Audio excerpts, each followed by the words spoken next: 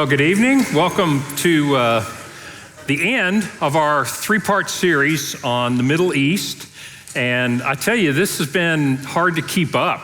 I mean, it seems like every couple of days, the whole situation changes. But I believe that we will get a snapshot of things as they are as of right now.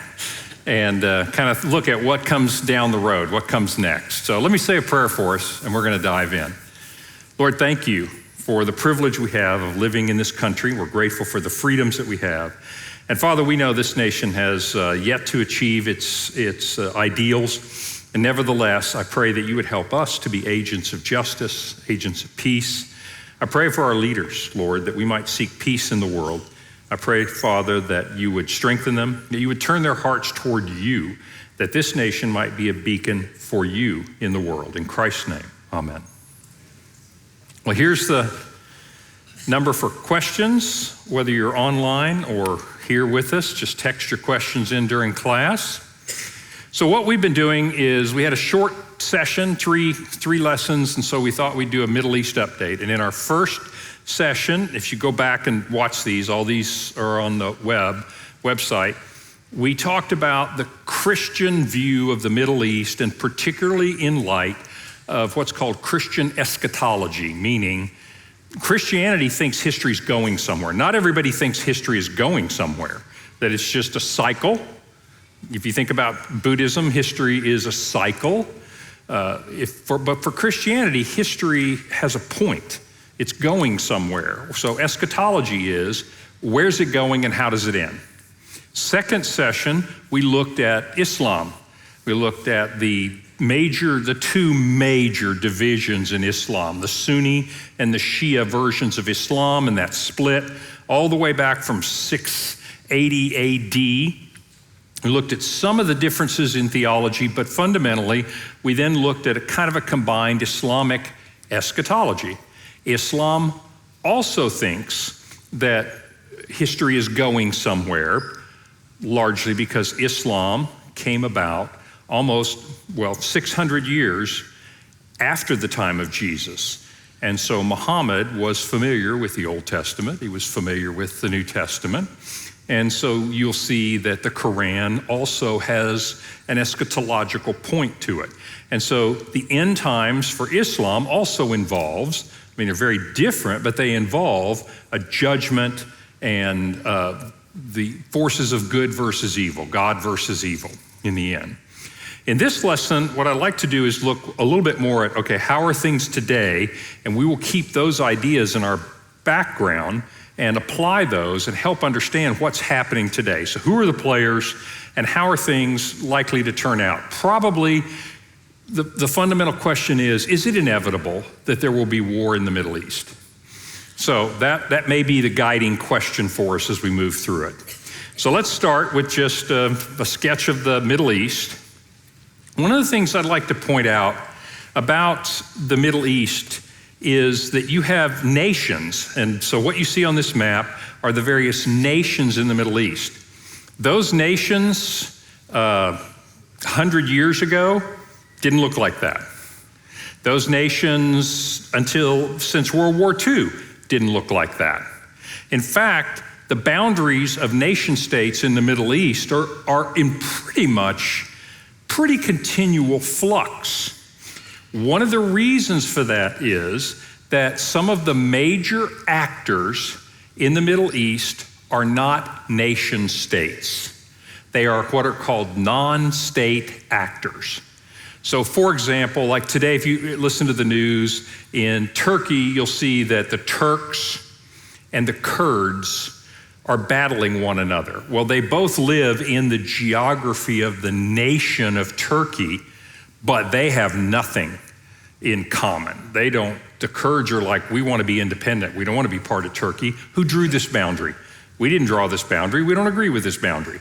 So in other words, they don't see themselves so much as nation states as they see themselves as tribes or groups or ideologically aligned groups of people, non-state actors.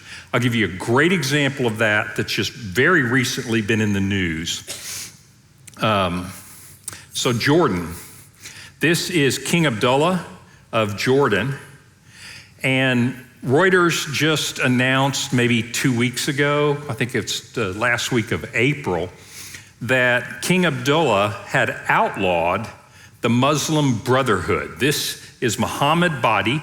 He is nominally the head of the Muslim Brotherhood. However, he has been in prison in Egypt since 2013. So the Muslim Brotherhood is not a nation, it's a movement, and the Muslim Brotherhood exists across state boundaries. Nation boundaries mean nothing to them whatsoever. The King of Jordan outlawed the Muslim Brotherhood because of the potential for insurrection. You can read the story, it's very recent, you can read it online, but that's a significant move. And so what's happening there? It is a nation saying that there is a subgroup of people whose interests don't align with our nation. And they're all Muslims. I forgot to mention that. So obviously, Abdullah is a Muslim. Muslim Brotherhood are Muslims. And yet, you see them being outlawed and kicked out. Muslim Brotherhood's probably one that's good to talk about briefly. They were started back in the early 30s by a guy named Hassan Banna, but the Muslim Brotherhood as we know it today was shaped largely by this guy, Saeed Qutb, and this is his goal. He basically transformed the Muslim Brotherhood. It's definitely a revolutionary force, but listen to what they're aimed at. Setting up the kingdom of Allah on earth and eliminating the kingdom of man. So think about that for just a second. That is as much a threat to a Muslim nation as it is to a non-Muslim nation. And as a matter of fact, the Muslim Brotherhood has tried to overthrow at various times the government of Egypt, Syria, Jordan, Tunisia, Libya, all Muslim countries. So their vision is that nations aren't really part of the vision of the Quran, and that's true. But their point is we should all be one Islamic kingdom, if you will. And so they have been instigators to try to bring that vision about, and that has been as great a threat to Muslims as to non-Muslim nations. A number of the non-state actors today were spawned by the Muslim Brotherhood.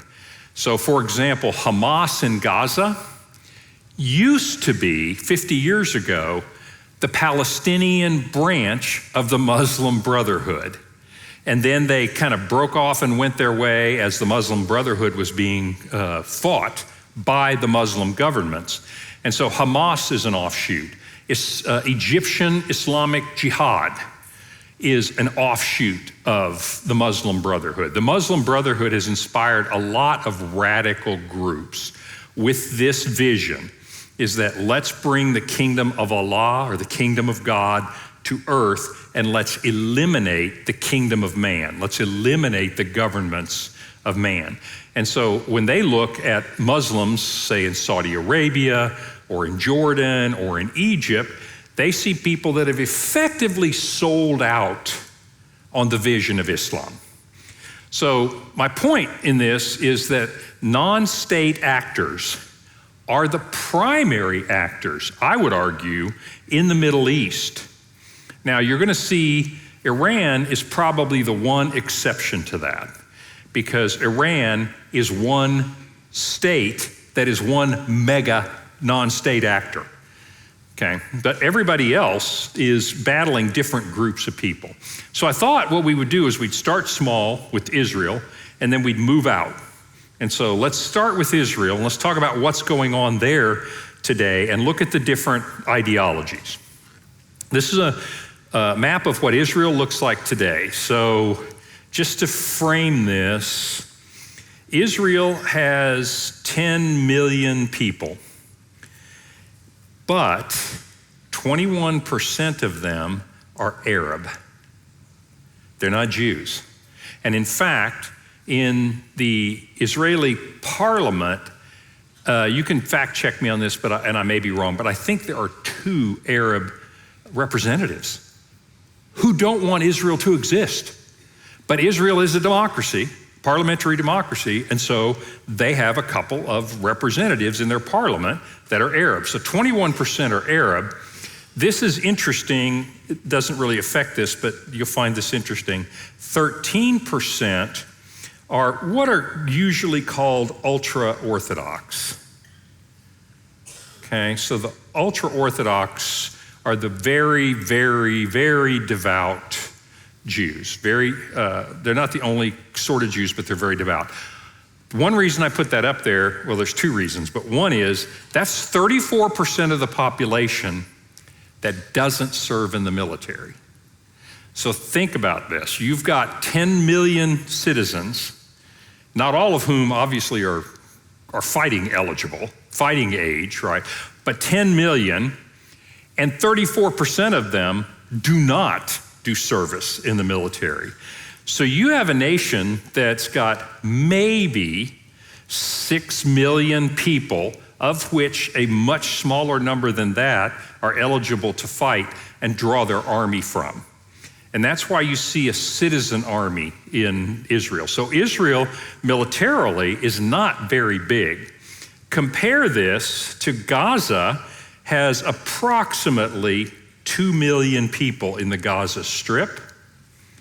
West Bank, the Gaza Strip is moderately densely populated. I mean, it's not Tokyo, but it's moderately densely populated. About 3 million in the West Bank.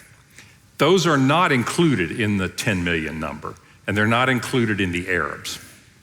So kind of a side issue, one of the proposals for peace in the Middle East was to make one big state, that Israel could go to the Palestinians. I'm going to call the residents of the West Bank Palestinians because that's the common term. Go to the Palestinians and say, you're all Israeli citizens. And we're all in one big happy family and you get to vote and all of that kind of thing. But stop and think about this for a minute. You already have, and by the way, these Arabs are citizens. Healthcare, voting, they're citizens. So now you have about 2 million of them, 3 million in the West Bank, and a total population of 10 million. What happens when you vote? The non-Jewish part of your population is a majority. Well, needless to say, there aren't any Israelis that think, let's give our country away, and let's let all the folks that don't think we ought to exist, let's let them vote. So that you don't hear much about a one-state solution, and this is why you don't hear much about a one-state solution. Israel has given citizenship to a lot of Arabs, though. So I just want to point that out because sometimes you think that Israel is only Jews, and that's not quite correct.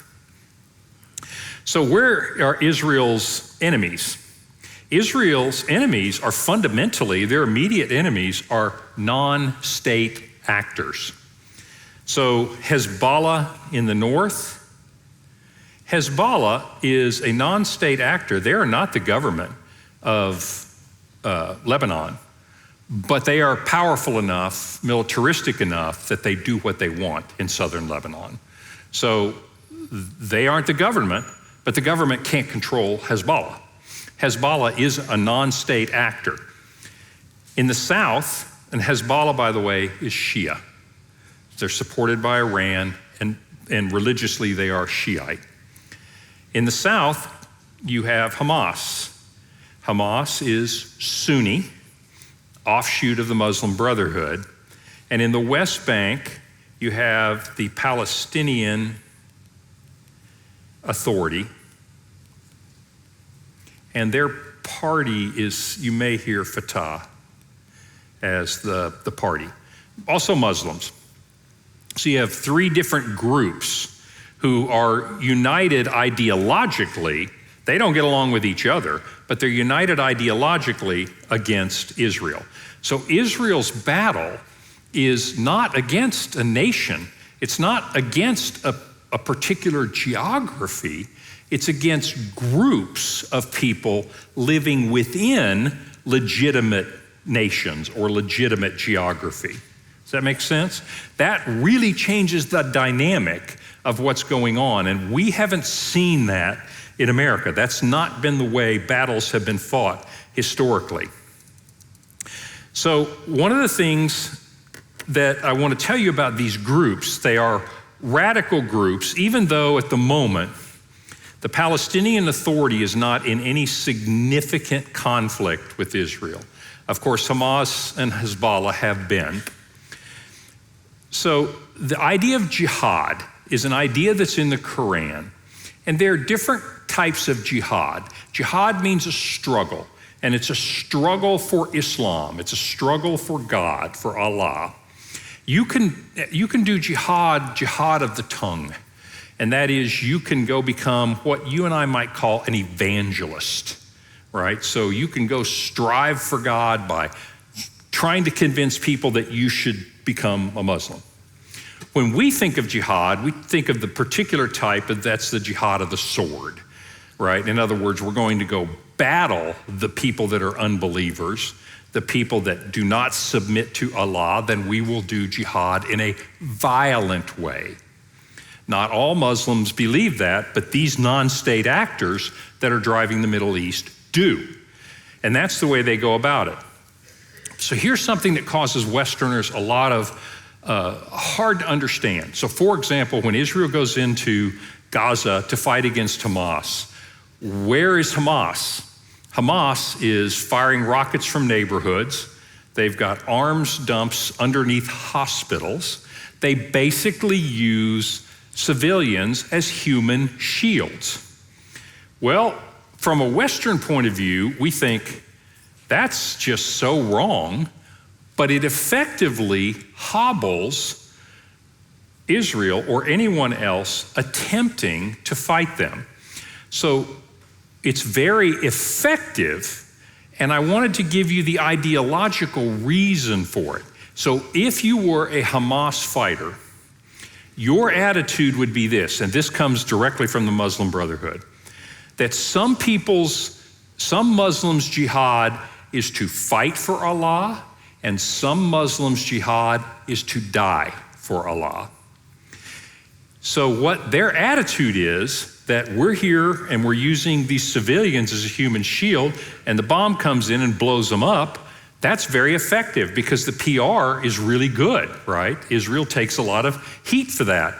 And so these civilians were being good Muslims by dying, by being blown up. That is the idea. Even to the point, the Muslim Brotherhood sometimes killed Muslims. So, for example, if the Muslim Brotherhood has a bomb and it kills, say, some Israelis, but it also kills some Muslims, their attitude is, well, good job. You died in the service of Allah. Now, nobody asked those people if that was their idea to do it, but that is the ideology. In fact, when they rebel against fellow Muslims and kill them, their idea is, we'll let Allah sort that out. So I just want you to realize that from a Western point of view, you look at Hamas and you say, that's really morally reprehensible to use human shields. From their point of view, it is not morally reprehensible. All Muslims should be involved in jihad, and if you aren't going to fight, then you'll make a good human shield. I'm not trying to trivialize it, and I'm not trying to validate it. I just want you to realize they look at this very, very differently than we do. Okay? So, question. Yes. Do you think the West Bank will ever have a name change to Judea and Samaria? Well, Donald Trump is going there next week and says he has a big announcement. So I don't know. All joking aside, Orthodox Jews already call the West Bank Judea and Samaria. The rest of the world, which is more sympathetic to the Palestinian cause, considers it occupied territory. And consequently, I don't think that broadly speaking in the world press, you will see that change to Judea and Samaria as long as you have Palestinians living there. I mean, that's more of a labeling thing. Again, if you go to Israel and you talk to Israelis, that is Judea, Samaria. They don't acknowledge that as Palestine per se. How would you define Zionism, and is this considered a positive ideology from a Christian worldview or perspective? Good question. So what is Zionism? Zionism is, I'm going to really simplify this, but Zionism was happening in the 1800s, and it was an idea that had two versions, but they both agreed on this one idea, and that is, think back when Jews are scattered all around, there's no Israel, this is back before World War II, and Jews are living everywhere, and Jews are encountering persecution around the world. And the idea that Jews need to come together for their own protection in a common homeland, and that homeland should be this land of Israel because it is part of the Jewish heritage.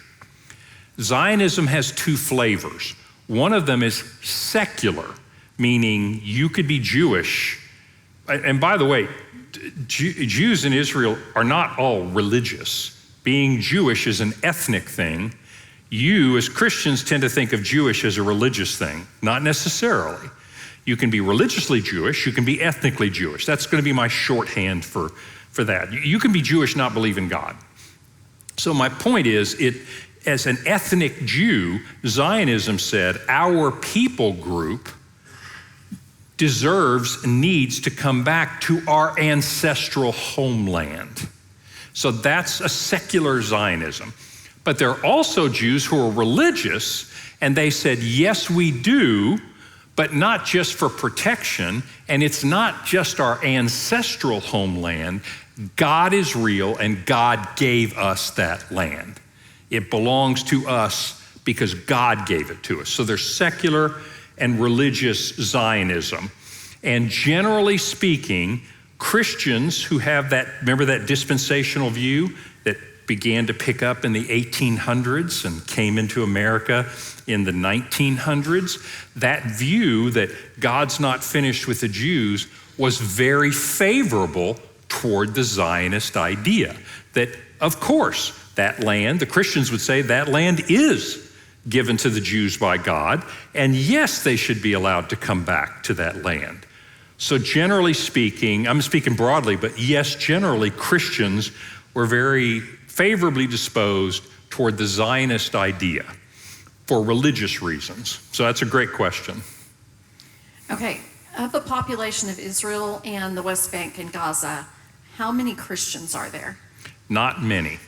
I don't have a percentage in my head, but very, very small. Now, I will tell you, though, that there are Arab Christians and Jewish Christians, meaning ethnically Jewish, but are Christians, ethnically Arabs, but are Christians. So, for example, in the West Bank, Bethlehem is in the West Bank. And if you go to Bethlehem, you will see what used to be a pretty good, sizable number of Palestinians who are Christian, not Muslim. And it's shrinking because there's hostility towards them. Even though they're both, quote, Palestinians, one's Muslim, one's Christian. So there are actually Christians spread through all these different ethnicities. Nevertheless, it's a very small percentage. There appear to be Kurds in more than one country. Are they all the same people group? Good question. Yes, the Kurds are in Turkey, the Kurds are in Syria, and the Kurds have a lot of factions. I think we talked about that a little bit in perhaps the first, I can't remember, but we talked a little bit about the Syrian situation. But yes, the Kurds are all one people group, and you can understand those nation lines were drawn by other people. And so the Kurds just weren't favorably divided. And so you got the line down the middle. Some of the Kurds are, okay, you're now in Turkey and you're Turks. And they're like, no, we're not. You're now in Syria, you're Syrians. No, we're not. And so they're fighting both governments. And so that's right. The Kurds are a people group who got split into more than one country. They don't think like that. They don't think, I'm a Turkish Kurd, I'm a Syrian Kurd. No, we're Kurds, we need our own land, and we don't want to be part of either one of these countries. So you have a lot of factions here. It's not just Muslims versus Jews. There's a lot of factions here. There's a lot of fighting amongst a lot of people. But the big fault line is really Muslim or Arab versus Jew. So that's what Israel's dealing with, is they're fundamentally fighting right on their borders 3 non-state actors. Those non-state actors, and this is what's really up the game, there have been non-state actors for a long time. The problem for a non-state actor is, how do I generate money?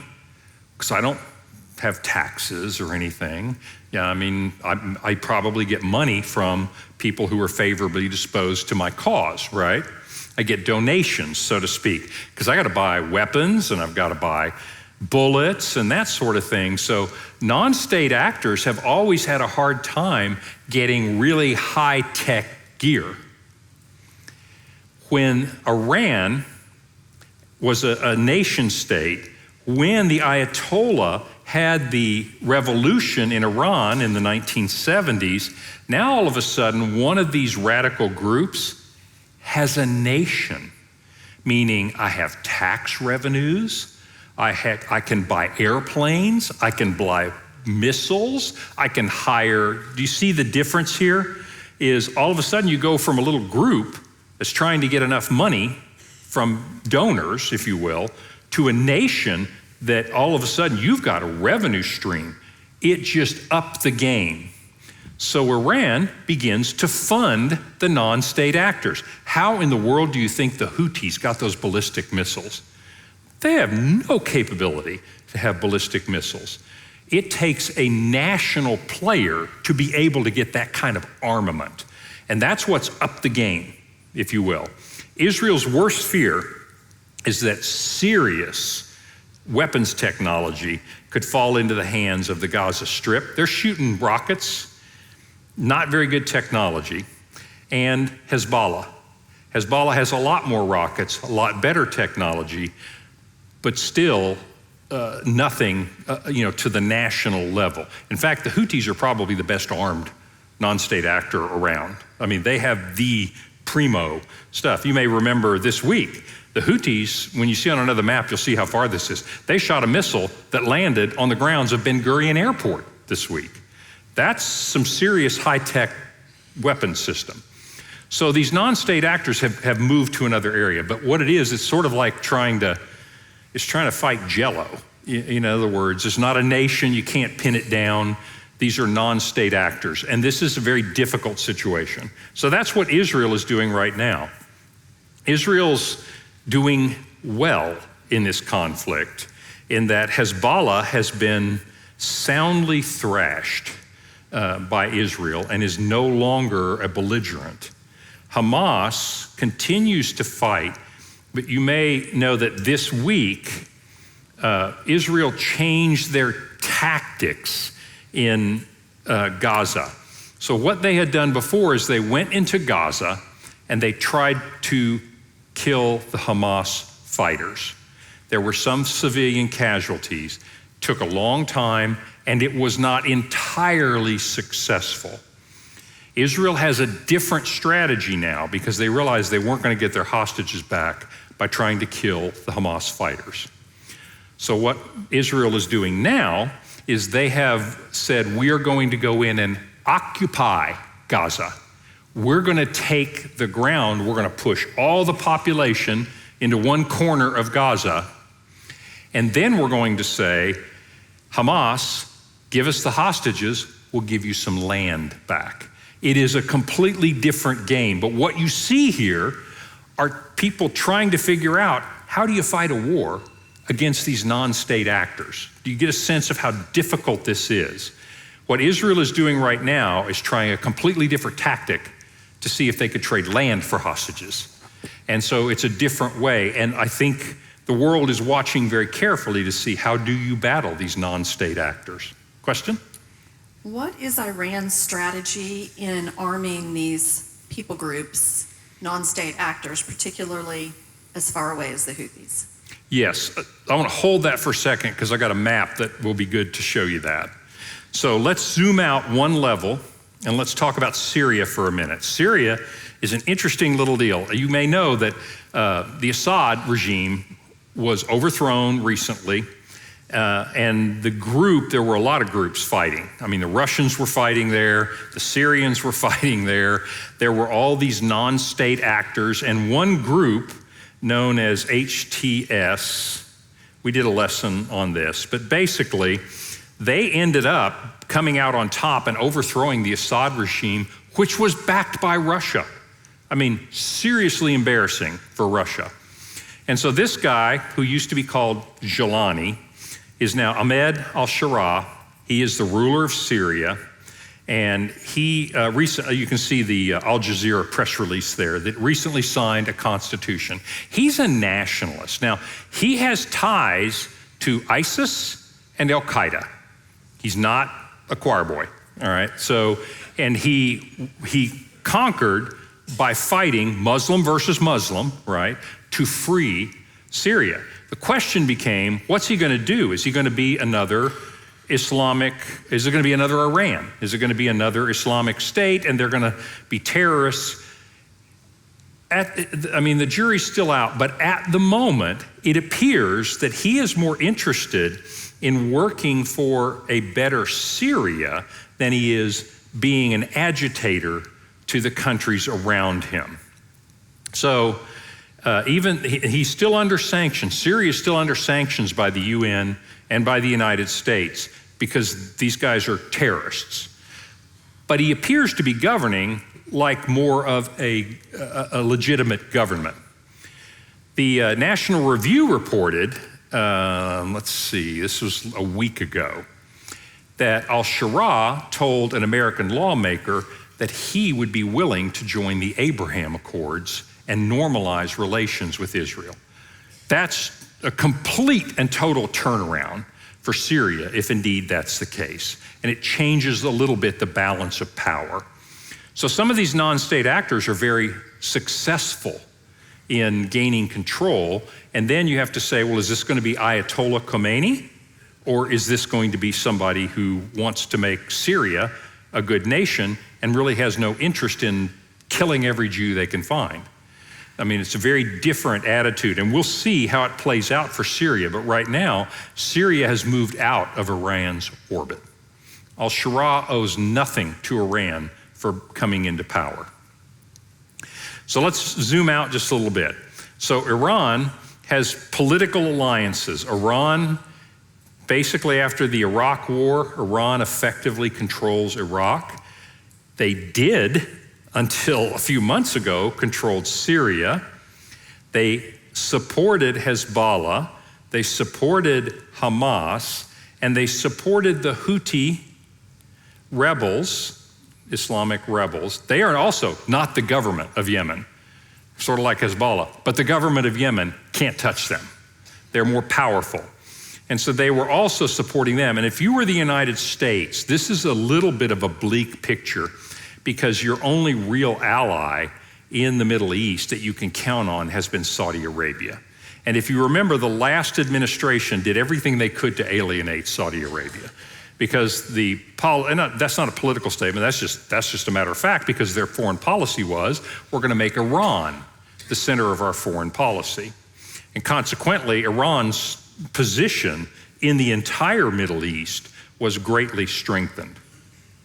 So let's look at what Iran has been doing, and we'll get back to that question. So if you're Iran, anything you do as a nation comes under the rule of international laws. And for example, you can, and the United States did this, you can get economic sanctions. You're trying to run a country. You're trying to feed your people. And when you have sanctions, all of a sudden your people start to get hungry. You can't sell your oil. In other words, the nations of the earth can punish you and punish your people. And if you aren't careful, sooner or later, hungry people say, I don't like these guys ruling, and we're going to rebel. Happened many, many times in history. So as a nation, you have to play in the sandbox with the other kids. So Iran can't just be firing missiles at Israel without some kind of consequences. But if you give missiles to various groups inside Iraq, various groups in Syria, Hezbollah and Hamas and the Houthis, and they fire them, you can say, wasn't me. Now, is that a thin excuse? Yes, but the rest of the world is willing to accept that excuse and say, look, we don't want trouble. Yeah, they're bad guys, but we really like their oil, and we've got a sweet deal on their oil. It's just practical politics, right? So as long as their surrogates were fighting Israel, then everybody was willing to turn a blind eye and say, boy, Israel, it seems like you have a problem. By the way, try not to kill very many civilians, okay, as you fight these guys. So for Iran, they give them really good weapons systems, but they never attack Israel, so Israel can't really attack Iran, because that would then be an act of aggression, right? That would be like, hey, wait a minute, you're a nation, you attacked another nation, you're in the wrong, Israel. And Israel could say all day long, yeah, but they're arming all these other guys. Go, whoa, that's not a nation, that's just a bunch of bad players. Those guys are acting badly, why don't you go arrest them or something? I mean, the international community doesn't care because it doesn't fit inside the rules of international play because they're not nations, they're non-state actors. So what Iran had done was look how they've encircled them. And by the way, this is pretty impressive. This is some serious technology to fire a ballistic missile from here and land on Ben Gurion Airport. And so they basically have funded and given weapons to all of these non-state actors who would fight on their behalf, and they would never get their hands dirty. That's been Iran's strategy for some time. In the first Trump administration, Trump decided to put sanctions on Iran, saying, hey, we know what's going on here, right? Biden administration chose a different route, chose a negotiated route with Iran, saying, come on, why don't you guys act nice? I'm sure deep down you're really good people. And so now we're back to a different foreign policy, and we'll see how it plays out. So this was a serious situation for Israel. In the meantime, notice the dog that doesn't bark in the night. What's interesting about this is, what is Egypt doing? Are they firing rockets? No. What's Saudi Arabia doing? Are they firing rockets at Israel? Nope. What are all of these other Sunni Muslim nations doing? Nothing. Rhetoric, they're like, we hate Israel, too bad. Israel, quit killing civilians, you guys are awful.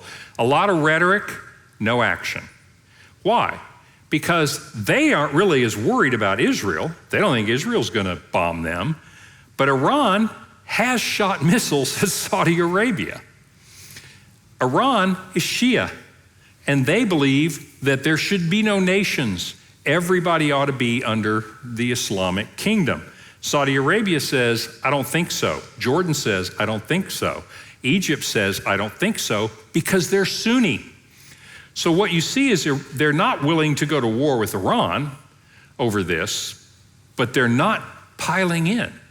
And so you see the potential for a division here, that these Sunni Muslim nations aren't necessarily happy with what Iran is doing. Then comes October 7th. So I just want you to realize and watch what the Sunni nations aren't doing, because it's an opportunity, or at least those who believe in a negotiated settlement think it's an opportunity. October 7th, you get the massacre where the Hamas comes out of Gaza, and then just everything breaks loose. So Hamas is firing at Israel, Hezbollah jumps in, Yemen jumps in. This is an attempt to wipe out Israel. It's betting that the West doesn't have the backbone to come in and save Israel. It was a push to destroy Israel. How has it played out? Israel has won, if you can call it winning, with so many people dead. What's happening to Yemen? Today, the announcement came that Yemen wants a ceasefire with America and won't be firing any more rockets. Is that true? We'll see. But basically, the Houthis have said, enough, you guys are destroying us. Hamas is largely ineffective, and Israel's about to go in and take all of Gaza. Hezbollah they're not even a factor at the moment. Syria is off the table. They're no longer pro-Iran. We've got a new guy running Syria.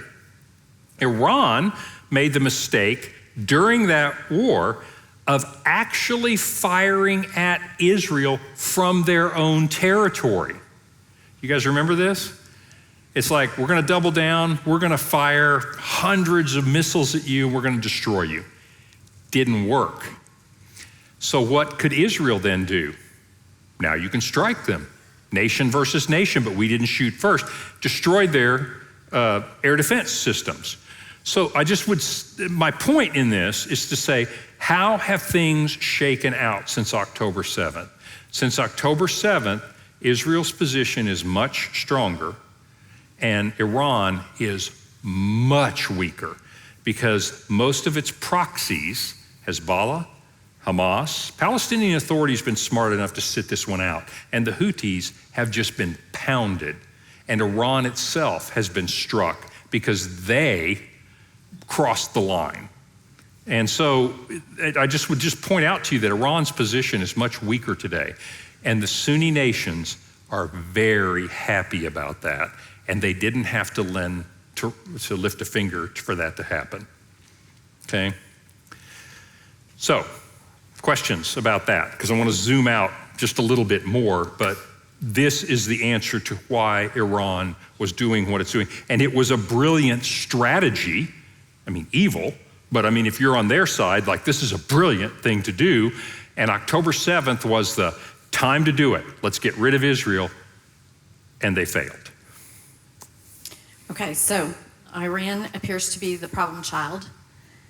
Why are the rest of the Muslim nations, the Sunni nations that surround them, not willing to remove them? That is a very good question. There are several answers to that. First of all, the other Sunni nations, there are a lot of answers to that. First of all, they don't like Israel. Okay, so don't ever confuse I hate Iran to I like Israel, right? But it's hard for them to come together and say, we have a Muslim coalition and we're going to go to war with another Muslim country. That's tough. Secondly, they don't have the arms that Iran does. Iran, under a totalitarian governments become militaristic very quickly. And Iran is close to having a nuclear weapon. And they believe that Iran would drop a nuclear weapon on a Muslim country if push came to shove. So there are a lot of reasons why they are not willing to take direct action against Iran, at least at this moment. But what I wanted to point out to you is notice what they're not doing. They didn't join in to fight Israel. That's significant. Several other small nations around UAE, Qatar, Kuwait, who do they ally with? Yeah, it honestly, Qatar is radical. They've been the mouthpiece for Hamas. The UAE is more favorable to America. So they split, different ways. But their role as nations, they're not very powerful. They have a lot of money, and all of those nations fund some of these non-state actors. Some I haven't mentioned to you, but there are a lot of non-state actors causing a lot of trouble. They fund a lot of non-state actors for various purposes. Okay, how much of a factor in all of this is oil? And are they mostly fighting over land or religion? That's a good question. Things have, originally, this was a religious fight, and it is still that, but it is much more than that now. And so if you think about it from a land point of view, it's not really about land, because what in the world does Israel have land-wise? It's tiny. They have no oil. The only thing that makes Israel important is its history for Muslims and for Jews, and secondarily for Christians as well.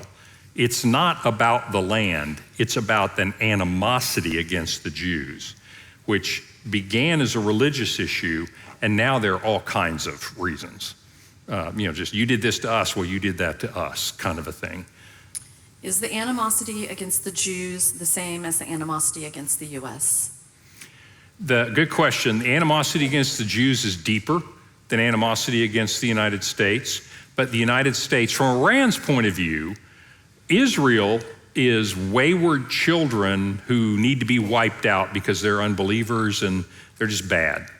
The United States is the great Satan because they are the ones that come in and fight on the side of Israel. So the statement that the Shiites, Iran, if they destroyed Israel tomorrow, that would not be the end of the story. So they also are against the United States. Israel first, United States second. They've been watching a lot of MTV over there, and they've decided that we are morally bankrupt. They could be right about that. Let's get back to our question. Is war in the Middle East inevitable? Some people will say no for this reason. A moderate strategy, this is the Shiite-Sunni split. These percentages are how many Shiites. So Iran is a Shiite majority. Iraq is a Shiite majority. By the way, Saddam Hussein was a Sunni ruling a majority Shiite country. So that's why Iran and Iraq went to war for 10 years, decades ago. Iran and Iraq have never gotten along because, various reasons, but one of them is you are a Sunni ruler oppressing a Shiite majority. And so Iran always thought that they ought to be running Iraq, and now they are. So these are both majority Shiite. Syria is a sizable minority, Lebanon. You notice that you'll see some Shiites everywhere, really. It's not unique to there. Yemen, big group of Shiites in Yemen. But basically, this is the Shia crescent.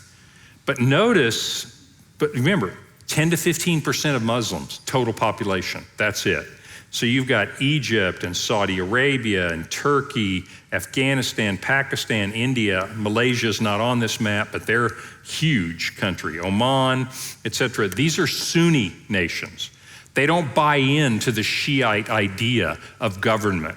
And so there's a division there.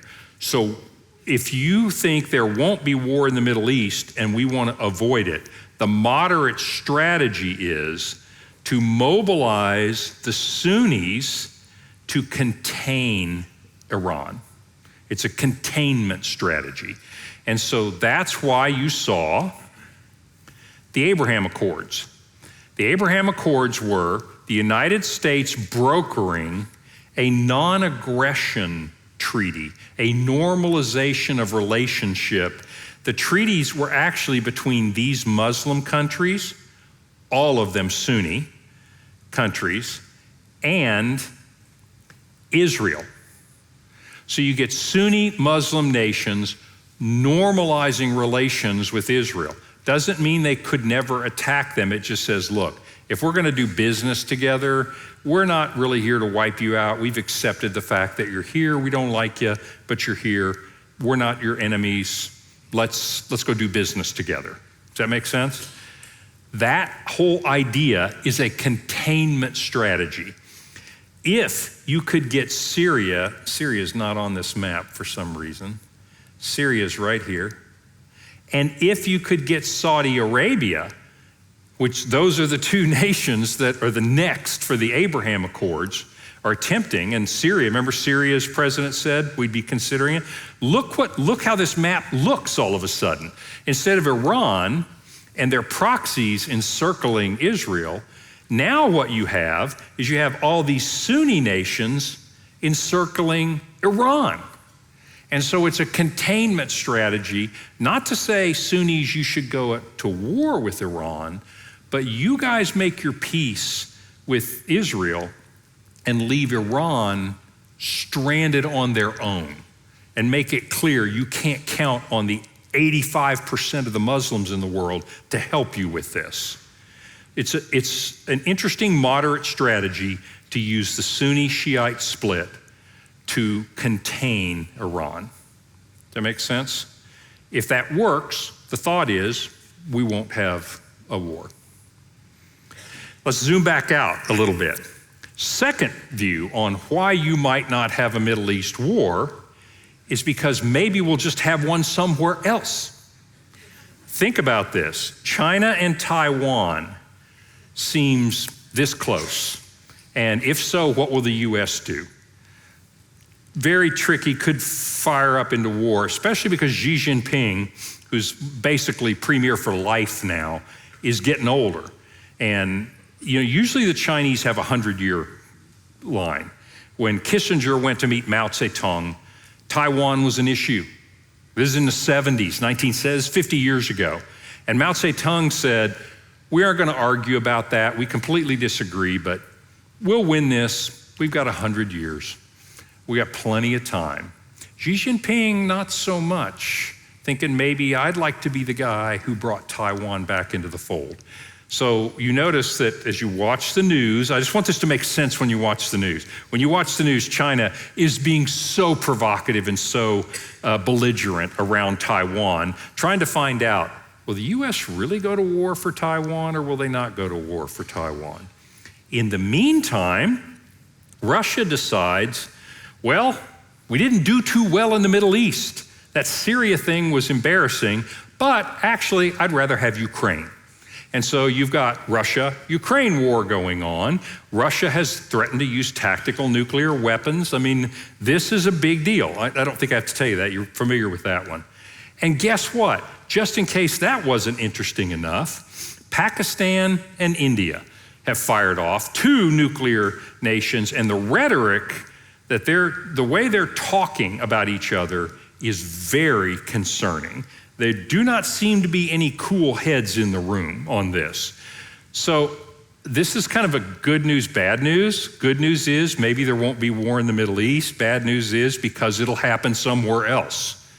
So honestly, there are serious potential for battle in other places, and it's actually taking a little bit of international attention off of the Middle East, which makes it slightly more likely that the Middle East could see some kind of peace. Does that make sense? I know that sounds kind of backwards, but without China and Russia and all these other nations egging things on and focusing on it, when the attention goes away, might be easier to settle this situation. So that's another point of view on how this might play out a little differently. Third point of view, will there be a 2-state solution? 2-state solution says we're not going to have a war. We're going to give Palestine a state that looks like this, and Israel is going to be the rest of it. So Palestinians favor a 2-state solution by 60 to 70%, according to polls. Israelis, however, do not. Only 20 to 27% of them favor a 2-state solution. And I will tell you why. Actually, it doesn't matter if you're a liberal Israeli or if you are a warlike Israeli. The distance from the West Bank to Tel Aviv is 9 miles.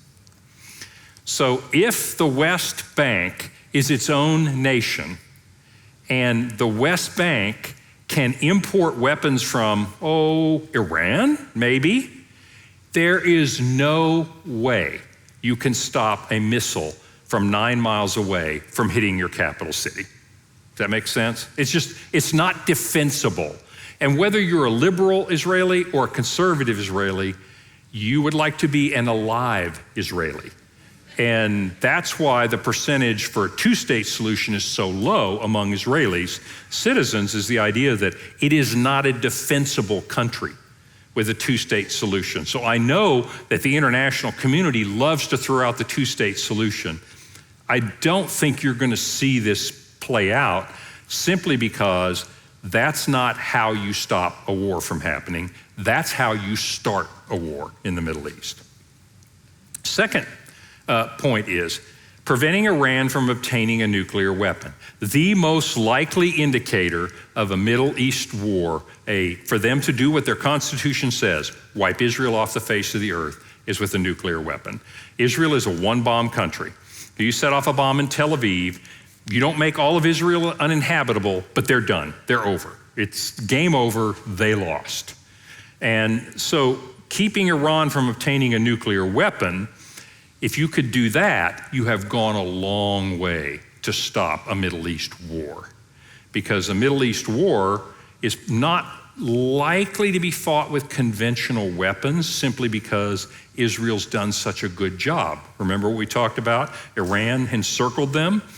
October 7 happens. Now fast forward a year and a half later, none of them are doing well. Israel has won the conventional war. Does that make sense? But Israel will lose a nuclear war. I mean, has to lose a nuclear war. They're just too small.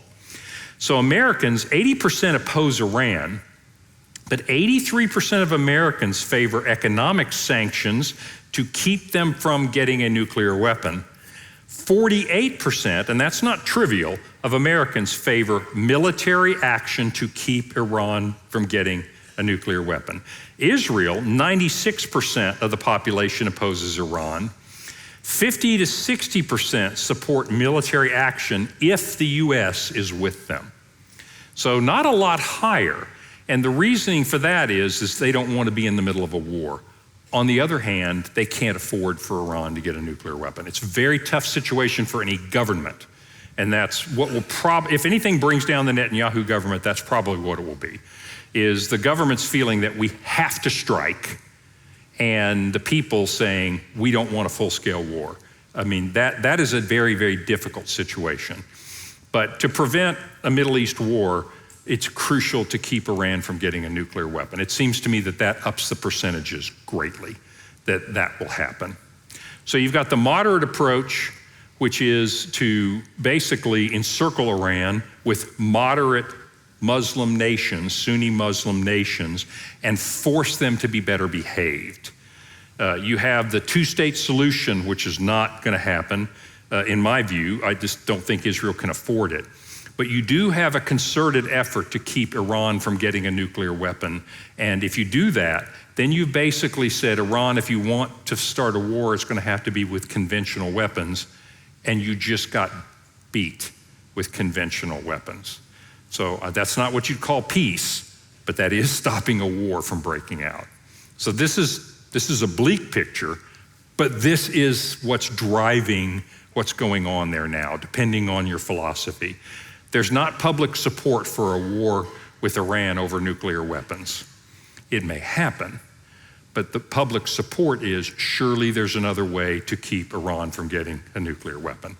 And we'll just see how that plays out and how it develops over time. So, will there be war in the Middle East?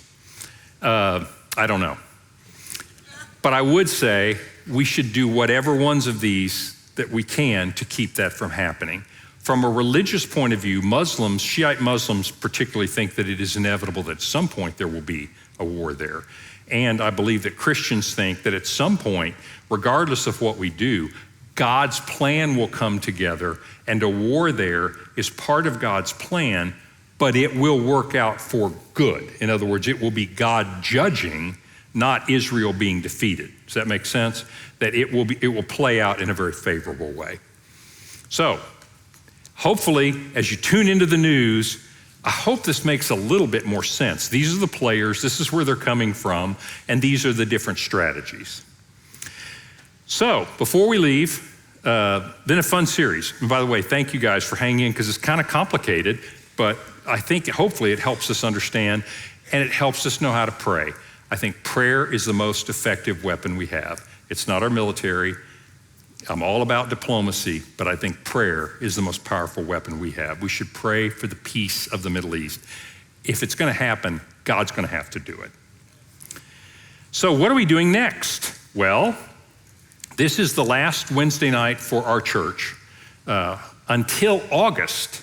So we don't have classes now until August, because in July, the church is doing something different. We will start off online and in person again in August with kickoff with a new series. In the meantime, I don't talk about this very much, but there is a not-for-profit called So We Speak. There's a passage in 1 Thessalonians that said, we have been entrusted with the gospel, Paul says, so we speak, not to please men, but to please God.